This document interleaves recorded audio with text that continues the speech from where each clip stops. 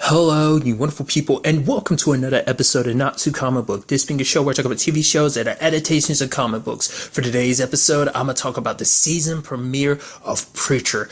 A great season premiere. A lot of stuff went down, so we're going to have to break everything bit by bit. So, obviously, lots of stuff happened, especially between Cassidy and Jesse. It finally comes out because obviously Cassidy's pissed off because it's like, yeah, Tulip liked you too, is what Jesse said to him. And it's like, oh no, yo, she really liked me, and kind of picked the worst time. And just because for him, he's so frustrated at Jesse about the whole Tulip situation because it's frustrating on multiple ways because it's like he feels the way he does about Tulip, and it's like, yeah, you let her die just so you could, have her come back your way instead of coming back like me, which, to be fair, it's like your way of doing it selfish too, because last season you talked about how, like, oh yeah, being a vampire is kind of boring because you watch all the people you care about and love die. It's like you making her a vampire would just be you making her a vampire just for the sake of making you happy. It wouldn't matter what anyone else would do. Like, you already kind of didn't, I mean, hell, you didn't even want to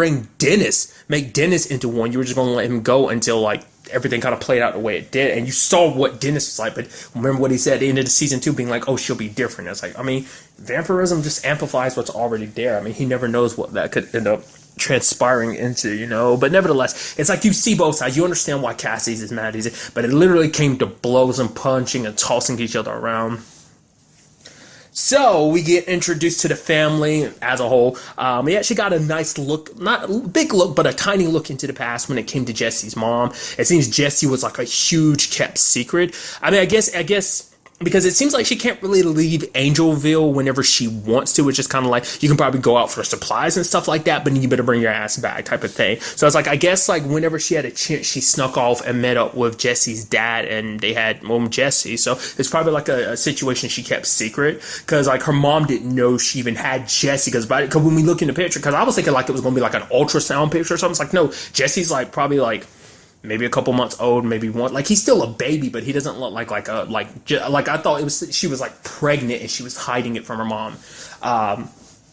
Her mom's crazy as hell just because she's like, oh, what are you hiding from me? It's like, oh, I love you more so than anything in the world, and proceeds to cut her stomach open. I'm like, what the hell is that? I was like, man, you are some crazy SOBs, dude. Because it seems like she is very controlling. So we still don't really have an entire outlook on what that is. We don't even know whatever happened to Jesse's mom. I mean, we know she's dead. Yeah, because Jesse talked about, like, her dying. Like, we don't know whether that's the thing that killed her. I doubt it. Because when her mom cut her open, and the others were like, TC and, like, Jody are like, yo, should we, like sew her back up? It's like, nah, leave her there. Like, and then put her in the machine. What they were talking about exactly, I don't know. Not unless it has something to do with, like, because they're kind of in a soul business of self, and that's what they kind of talk about. The fact is that Jesse up and left them because, like, business kind of suffered because of them. Because that's a good big thing I'm worrying about. Because we saw a little bit last season about Jesse's time with the Langell side of his family, but we didn't see much, especially when Jesse left. Like, the one time we saw, like, especially in the season finale, like, we had saw that that's middle of the time he was there with the Langells. We don't know what exactly went down that forced. I mean, I'm sure maybe we'll get to learn about that this season, learn all we can about Angelville. But so I find it so fascinating because his grandma's like, yeah, you basically burned bridges, essentially. And, like, everyone's kind of pissed at him from the last time he was there because it's like, oh, they call him the traitor and stuff like that. But a good point I was thinking about, like, she was talking about the machine. I was like, are you talking about the machine as in, like, is it like the Happy Soul Go-Go company, that type of machine? I assume they're the only ones that have that. But, I mean, maybe people have something similar or something like that. So maybe that's what she meant by the machine or something. I'm curious, like, what that really entailed and whatever happened to his mom. Was that, I feel like they wouldn't be responsible for killing her. I feel like it'd probably be something or someone else. But obviously this episode focused mainly on bringing Tulip back. And it's very interesting about her situation. Like, we kind of get our first look at Purgatory, which is kind of interesting. It kind of reminds me a little bit of Hell, except it's a little, because it's basically kind of got like a reenactment thing like the thing in Hell does. I guess it picks like very powerful moments in your life. Because for her, it dealt with like, I liked how they set it up too. Eventually that aspect of it kind of disappeared, but it was kind of set up like a sitcom. You had laughs, you had an audience reaction like, ah, aw, and Oh, type of moments. I thought that was so beautifully executed. But you have Tulip there with her younger self, her dad, being an O'Hare and the whole like crime aspect of your family, just almost like a curse. And then you have her mom kind of being like, "Oh, your dad's a no good O'Hare," and Tulip's like, "I'm one too," and she's like, "Yeah, I get, yeah, you are." And it's kind of like, wow, your mom's kind of I don't know. Tulip's never really talked too much about her family over the course of the series. It's come up a little bit. The only family she's really talked about positively was Walter. He was the only, like, obviously Walter had his issues, but she talked about him positively last season. So it's like her family's kind of, it's just that O'Hare thing. It's just kind of like, kind of a not to be trusted bunch. So there's that complicated situation of like that family history. So but like I said, this is our first time really getting a look at that. And it's sad because her dad did try. He tried to like go on straight and narrow. I would assume a lot of that obviously was kind of hyperbolized in this form of like, oh yeah, like it was designed to look like that. But I guess everything that went down actually happened. Like he did die in a gunfight actually at the house and stuff like that. But even no matter what, Tulip never blames her dad because she's like, it's okay, Daddy. Even like older Tulip. And then when it came time to fight off the cops, like older Tulip and little Tulip fight him. So I think that's kind of interesting. So, and I wonder, like, I'm curious to see, like, because I know Purgatory is a waiting room, but I'm curious to see, like, is it a situation where it's like there are multiple rooms in Purgatory? Like, is it kind of like hell? Everyone has their own cell or room, and like the thing activates and makes you see what you need to see. So I'm curious about that. What's also interesting is like you need like a whole bunch of things. You need things that the person likes to kind of bring their soul back, to make their soul kind of have attachments there. Be like, oh, these are the things I like. That's actually what ended up helping in the end, because inside the Purgatory, she stopped. She's like, oh, I'll get a bowl of blueberries. So I love how that just keeps circling back around, that just the whole blueberry thing. I mean, I guess it's like, it's her favorite, so of course it's just going to circulate in the story in some shape or form, But no matter what the system had, and so even though she's like, oh, Child Protective Services is kind of where she ends up, she was even telling her little sister that it's like, I mean, her little self, I don't know why I said little sister, her younger self being like, yeah, things are kind of bad, but going with them will not be nearly as bad as being here. It's like, wow, things were obviously that rough. Not just being an O'Hare, but just obviously you can tell with her like family situation, it wasn't that great either. So there's a lot to also digest about this whole situation too, because there's the whole Jody situation, which is interesting. Like, what exactly went down between them? Because even Jesse, when he met up with Jody after all this time, is like, yo, so last time we left off, things weren't good. It's like, what the hell did you do last time that you were kind of even worried about meeting up with him? And I also thought it was kind of a nice detail, if you note. I mean, it was kind of on the fritz last season, but not once in this episode did Jesse try to use Genesis. Maybe it's just because, like, the last thing I want to do is use it and let anyone on the Longeo side of the family know I've got this thing in me. They've already got this weird obsession with me. The last thing I want them to know is more about my damn business. Or maybe it's more of a situation of, because it's on the fritz, like maybe when he tried to bring, like, use it on Tulip in the season 2 finale, like it's going completely kaput. I don't know, we're going straight from there to here, obviously. So it's kind of like, I mean, this season picks up like right where season 2 left off. So the question is, I feel like it might be more so the former. So it's just kind of interesting that, I mean, I kind of get the feeling like he's just hiding it from his family because he didn't want them to know about it. I don't know if they don't even know outright what Cassidy is, which is like, once again, that family's not normal anyway, so they probably already have some idea. Like, I mean, like his grandmother being able to do the stuff that she does, knowing what she knows. What's really interesting is, like, Jody, for example. Like, Jody can hit some serious ass. He was knocking people out left and right, causing some mayhem, throwing people out windows, throwing guns out the window, and then jumping out the window and then landing back in the truck. I was like, yeah, you ain't right. And you're not human. There's something else going on there. Especially, I should have known, because when he hit Christine, Jesse's mom, like when she was on the bus, like she hit her head against the glass and it cracked. I was like, what the? I was like, is he superhuman? And then Jesse fought him, and hell yeah, he is, lifting the damn truck like that and everything. Because he was Jesse put up a good damn fight, though. Which, I mean, that might come in handy considering we saw peeks at it. Like, I already know he's in the season. Plus, you see his name at the beginning, the actor who plays him. But that might come in handy when going up against the the cowboy, the Saint of Killers. I mean, it ain't like Jesse has anything in his arsenal that can work against him now. in retrospect, because I recently rewatched season 2, now I think I completely forgot, because they do have Jesse's soul. Like, I wonder, was that extracted beforehand or after? That might have been extracted. It had to be extracted beforehand while he was still in the back of that. It must have been something Hoover did. I would assume, because he still has that 1% of Jesse's soul. Hair Star does. So the question is that more so reason why Genesis didn't work on him? Not just because it was on a Fritz. Jesse just assumed because it was on a Fritz, but maybe that's also another reason why. So, but that would kind of mean like, yeah, not the easiest thing or person to take down. So, I wonder how Jody would stack against him. I doubt even Jody would be able to stop him. But obviously, like, that's more on the like voodoo side of things. The Longiel family, they're into that real like probably black magic type of thing. So I think that obviously going to be a big push this season. So it is interesting to know, because obviously this must mean that they're going to clash with like Happy Soul Go-Go, because they are like the biggest one in all of this. Like probably all of this work, they're doing mostly soul stuff, but I guess maybe they did too. I mean, they help people by casting spells and stuff like that. Like the dude they were helping like with the whole sober spell situation, but it's like, I guess they're mainly in the soul business, or at the very least, it's in their wheelhouse at the very least. It's probably not all that they do.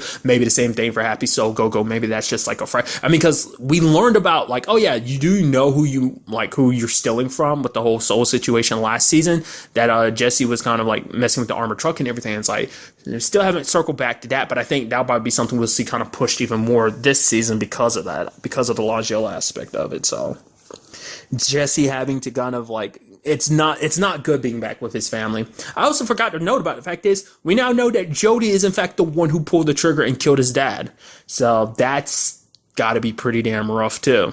I'm very curious to find out what this whole like Angelville situation is all about. What I also find very peculiar is the whole situation with Cassidy too. Like, Cassidy's there and she feeds him the scorpion pepper or whatever, and like is burning up, and she tells a story about basically her being in love with a guy who loves someone else.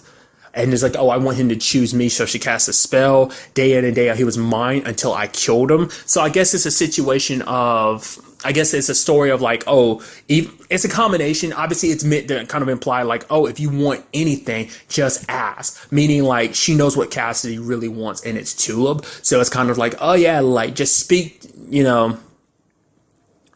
and I'll grant whatever wish you want, which is like, it's still there inside of Cassidy. He wants to be with Tulip, but not her to be with Jesse, because Jesse's an asshole.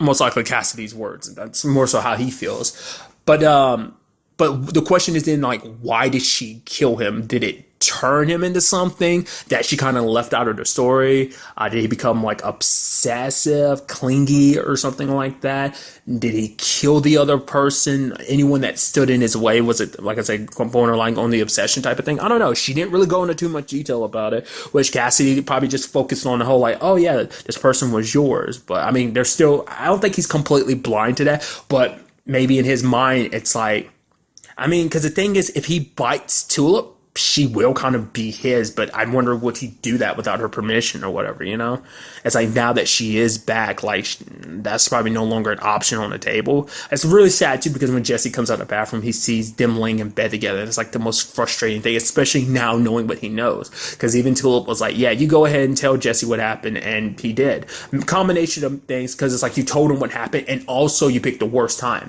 That's one thing I'm very curious about this season, too, like, where will Jesse and Cassidy, like, they've always had their ups and downs, but I don't think they've been as divided as they have been now, just over this whole, like, it's like, it's because it's all out in the open. He knows how Cassidy feels about Tulip, and that Tulip kind of feels about him in return to a certain degree. Not really, but it kind of leaves Jesse all confuddled, essentially, so. But I'm curious to see what his grandma has in store for him. She's like, oh, welcome me back. Because Jesse's like, oh yeah, I could just find a loophole out of this deal. I could just, kill you like I should have done back then. Which, once again, it's like, what went down? Because the fact of the matter is, let's not forget, Jesse was left alone for such a long time. Like, the last time we saw Jesse when it came to his family, he was like a teenager. Obviously, at some point in time, he met back up with Tulip, and they kind of hung around for a while. Then there's the whole like Anvil situation. His family hasn't, like, that Longels have left him alone all this time. What did he have what did he do that kind of like left him in ruins, and also like made it so like, they never came after him? Like, why was he able to kind of just live his life this past while? Many questions I'm very curious about getting the answer to. There's also that family, the Boyds, who they got like the ingredient they needed. Obviously, Jody went in there, kind of kicked some ass. It was just a little part of the episode, but it's like they're probably going to retaliate in some shape or form because it's all about getting the Longeos back to where they are. That's why they need Jesse. So it's going to be interesting seeing, like, because obviously each new season kind of sets the new set, because obviously most of season 1 took place in Anvil, most of season 2 takes place mainly in New Orleans, which obviously we're still here, sure, but now is more Angelville specifically, and obviously they can't just go because obviously Jesse's bound by this deal, and what that exactly entails, we'll have to wait and see. Because she said Jesse knows exactly what she wants, so I might be going back to what I said before, like why he was able to keep them off his tail this entire time. He probably stole something very important from them before he ended up leaving, because it's like Jesse knew exactly what she was talking about when he was making that deal. So maybe it's just a piece of the pie with this whole deal situation. I don't know. We'll kind of have to wait and see. But a very curious thing indeed is that when she was coming back, God came to her, actually spoke to her, and told Tulip that she was a chosen for something. That the fact of the matter is, he needs her for some grand design, and he's like, I need you to get them or something. Like, what exactly that was he was referencing, I have no idea, which is very interesting. I'm curious to also see how Jesse will react, because Jesse wasn't able to kind of talk to God like he wanted. God hasn't talked to him or spoken to him, but he spoke to Tulip, so that's going to probably make him a little agitated, especially because he spent so much time looking for God. I mean, he found God.